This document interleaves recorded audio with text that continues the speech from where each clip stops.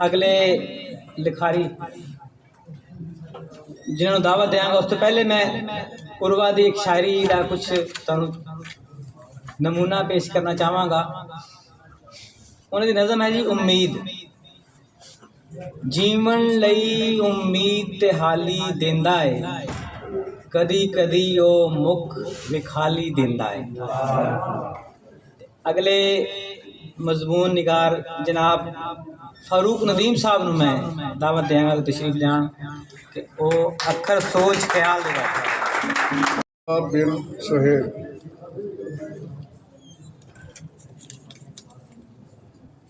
तलहा बिन सुहेल की किताब छपी ते मुख वखाली उत्ते मेरे मुँहों निकल गया, बेटा जी ये शायरी करन दी नहीं इश्क करन दी उम्र है।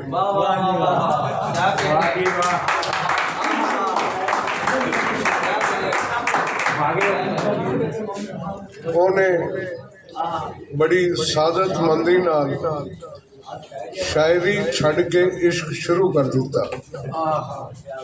चिरा बाद सुनिया उन्हें इश्क छड़ के दोबारा शायरी शुरू कर दी है।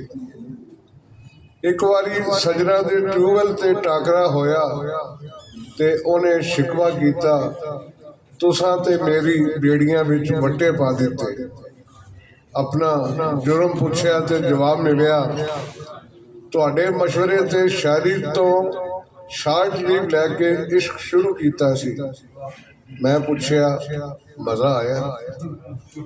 जवाब सी मज़ा सुआ ते खे आना सी, जिसनू मनाना सी ओ किसी होर नाल मन गई ते जिसनू शादी लई नहीं मनना चाहिदा सी ओ मन गई ते चार गवाह लैके बूहे ते आ गई। ठुमका लाया ते नूर जहां दा लीजेंडरी गीत गान लग पई।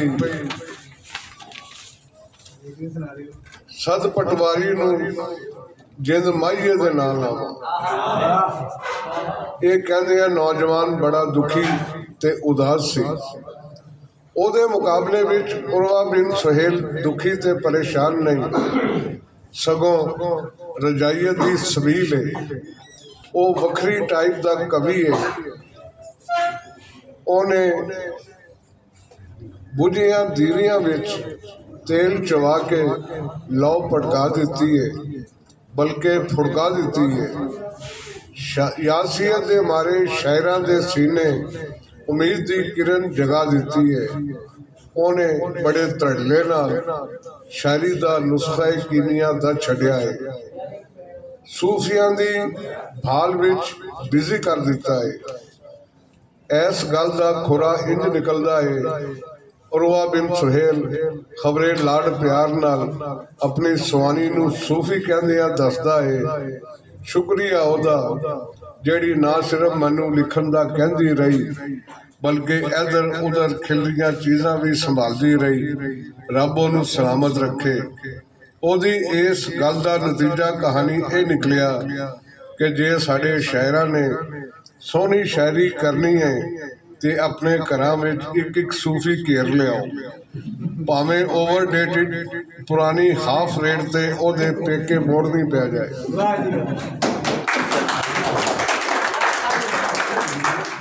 पंजाबी दे क्लासिकी अदब नू वेखिए ते साडे सूफी शायरां ने भावें ओ शाह हुसैन है या बुल्ले शाह, वारिस है या मियाँ मुहम्मद या अजोकी पीढ़ी का शिव कुमार बटालवी, उन्होंने माँ के हवाले नाल अंदर दे दुख फौले ने।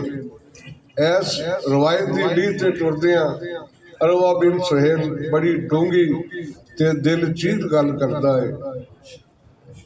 माए नी सानू नज़मां चेते आईयां, माए नी सानू नज़मां चेते आईयां, नज़मां जेड़ियां आपे जमियां जा हथीं दफनाइयां। माए नी बंगाली जुबान का अजीम इनकलाबी शायर काजी नजरुल इस्लाम अपनी एक बड़ी सोहनी नज़म विच कहंदा है, रात अमावस दी है, पांदी भुली पै गए ने, ना किरण ना आशा, ना कोई आस घड़ी ना रस्ता, ना चानन दी उम्मीद। ते ए सुन के चुपके से एक दिया जल उठा के मैं। उर्वा बिन सुहेल दा अरूज भी इंजी है, वो बड़ी भरपूर ते तवाना आवाज बन के निसलिया है। खबरे ऐसे ਲਈ आखे यार हुसैना, टंड पुरानी कुत्तियां लकी, असी सरोवर मां धुतिया से। ते वो कहंदा है बेड़े दे विच सब पए शूकन, बूहे ते बगियाड़, या तू सानू सांभ ले रब्बा, या इन्हां नू ताड़।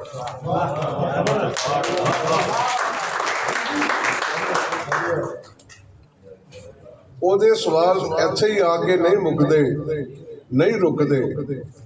ਖੇੜਿਆਂ ਦੇ ਘਰ ਹੀਰਾ ਕਿਉਂ ਨੇ, ਪੁੱਠੀਆਂ 10 ਤਕਦੀਰਾਂ ਕਿਉਂ ਨੇ। ਉਰਵਾ ਬਿਨ ਸੁਹੇਲ ਵੀ ਇਨਸਾਨ ਹੈ, ਦਿਲ ਪੱਥਰ ਦਾ ਨਹੀਂ। ਜਦੋਂ ਸਿਲੀਆਂ ਸਿਲੀਆਂ ਯਾਦਾਂ ਆਉਂਦੀਆਂ ਨੇ, ਖੁਦ ਅਜ਼ੀਅਤੀ ਦੇ ਫੱਟ ਵੀ ਜਰਦਾ ਹੈ। ਜਾਂਦੀ ਵਾਰੀ ਉਹਦੀਆਂ ਬੁਲੀਆਂ ਕੰਬੀਆਂ ਸਨ, ਜਾਂਦੀ ਵਾਰੀ ਉਹਦੀਆਂ ਬੁਲੀਆਂ ਕੰਬੀਆਂ ਸਨ। ਜਿਹੜੀ ਗੱਲ ਸੀ ਕਰ ਜਾਂਦਾ ਤੇ ਚੰਗਾ ਸੀ।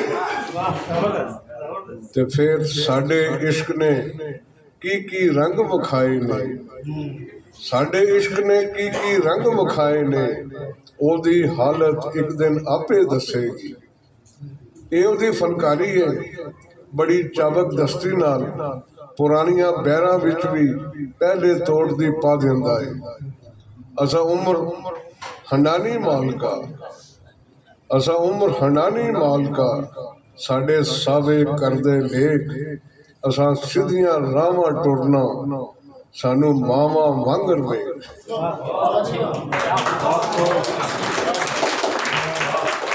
ਤੇ ਫਿਰ ਇਹ ਵੇਖੋ ਬਾਬਾ ਜੀ ਕੀ ਹਾਲ ਦਿਲੇ ਦੇ।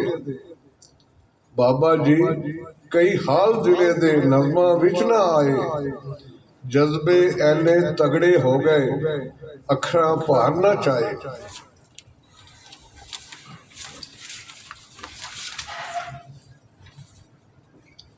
ਇੱਕ ਲਿਹਾਜ਼ ਨਾਲ ਉਰਵਾ ਬਿਨ ਸੁਹੇਲ ਸਾਡੇ ਤੋਂ ਬਹੁਤ ਤਗੜਾ ਹੈ। ਉਹਦੀਆਂ ਨਜ਼ਰਾਂ ਗਜ਼ਨੀ ਤੀਕ ਜਾਂਦੀਆਂ ਨੇ ਤੇ ਸਾਡੀਆਂ ਨਜ਼ਰਾਂ ਖੁੱਡਪਟ ਸਵਾਈ ਵਾਲਾ ਕਿਸ਼ਨਗੜ੍ਹ ਤੇ ਜੰਡ ਵਾਲੇ ਤੋਂ ਅਗਾਂਹ ਨਹੀਂ ਜਾਂਦੀਆਂ।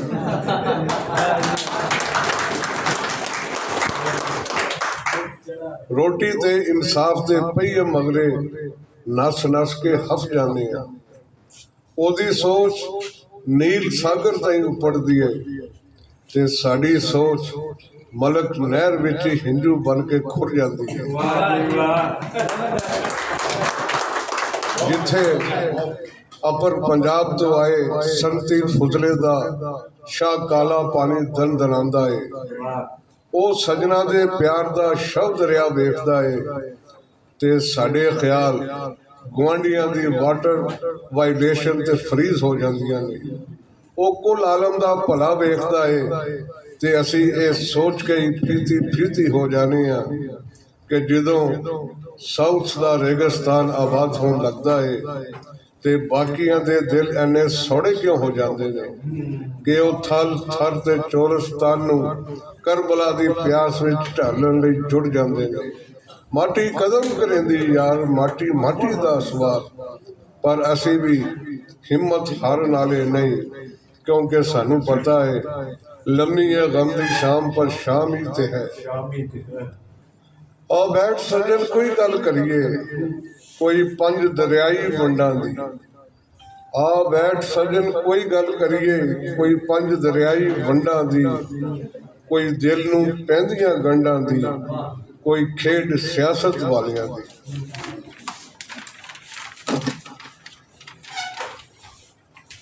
ਇਹ ਸਾਡੀ ਖੁਸ਼ਨਸੀਬੀ ਹੈ।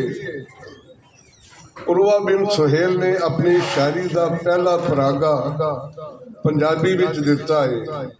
ਇਹ ਗੱਲ ਵੱਖਰੀ ਹੈ। UNO ਦੇ 1952 ਵਾਲੇ ਚਾਰਟਰ ਤੇ हुकूमत पाकिस्तान ने भी घुगी वाही सी, जिस विच ये सच मनिया गया सी ਕਿ ਦੁਨੀਆ ਭਰ ਦੇ ਬਾਲਾਂ ਨੂੰ ਆਪਣੀ ਮਾਦਰੀ ਜ਼ੁਬਾਨ ਵਿੱਚ ਤਾਲੀਮ ਹਾਸਲ ਕਰਨ ਦਾ ਹੱਕ ਹਾਸਲ ਹੈ। ਜ਼ਮੀਨੀ ਹਕਾਇਕ ਤੇ ਮਾਰੂਦੀ ਹਾਲਾਤ ਇਹ ਨੇ, ਪਾਕਿਸਤਾਨ ਦੇ ਹਰ ਸੂਬੇ ਵਿੱਚ ਬਾਲ ਆਪਣੀ ਮਾਦਰੀ ਜ਼ੁਬਾਨ ਵਿੱਚ ਤਾਲੀਮ ਹਾਸਲ ਕਰ ਰਹੇ ਨੇ। ਸਿਰਫ ਪੰਜਾਬ ਹੀ ਉਹ ਵਾਹਿਦ ਬਦਨਸੀਬ ਸੂਬਾ ਹੈ ਜਿੱਥੇ ਬਾਲਾਂ ਨੂੰ ਆਪਣੀ ਮਾਦਰੀ ਜ਼ੁਬਾਨ ਵਿੱਚ ਤਾਲੀਮ ਹਾਸਲ ਕਰਨ ਦਾ ਹੱਕ ਨਹੀਂ। ਨਾ ਤਾਲੀਮੀ ਜ਼ੁਬਾਨ ਪੰਜਾਬੀ ਹੈ, ਨਾ ਅਦਾਲਤੀ, ਨਾ ਦਫ਼ਤਰੀ ਜ਼ੁਬਾਨ ਪੰਜਾਬੀ ਹੈ, ਨਾ ਸਹਾਫਤੀ ਹੈ। ਪੰਜਾਬ ਨੂੰ ਗੂੰਗਾ ਬਹਿਰਾ ਰੱਖਣ ਦਾ ਅਮਲ ਜਾਰੀ ਹੈ। ਸਾਡੇ ਇਲਾਕੇ ਵਿੱਚ ਸੈਕੰਡਰੀ ਬੋਰਡ ਤੇ ਮੌਜੂਦ ਹੈ, ਪਰ ਫਾਜ਼ਲ ਪੰਜਾਬੀ ਕਰਨ ਦੀ ਇਜਾਜ਼ਤ ਨਹੀਂ। ਸਾਡੇ ਸ਼ਹਿਰ ਵਿੱਚ ਤੇ ਬਹਾਵਲਪੁਰ ਅੰਦਰ ਇਸਲਾਮੀਆ ਯੂਨੀਵਰਸਿਟੀ ਹੈ, ਪਰ MA ਪੰਜਾਬੀ ਦਾ ਡਿਪਾਰਟਮੈਂਟ ਕੋਈ ਨਹੀਂ। ਅਸੀਂ ਇੰਨੀ ਤਰੱਕੀ ਕੀਤੀ ਹੈ, ਸਾਊਥ ਪੰਜਾਬ ਵਿੱਚ 345 ਪੰਜਾਬੀ ਡਿਪਾਰਟਮੈਂਟ ਮੁਕਾ ਦਿੱਤੇ ਨੇ। ਪਰ ਚੇਤੇ ਰੱਖੋ, ਤੇਰੇ ਨਾਲ ਮੈਂ ਅੱਖ ਮਿਲਾ ਕੇ ਵੇਖਾਂਗਾ, ਇੱਕ ਦਿਨ ਆਪਣਾ ਆਪ ਭੁਲਾ ਕੇ ਵੇਖਾਂਗਾ।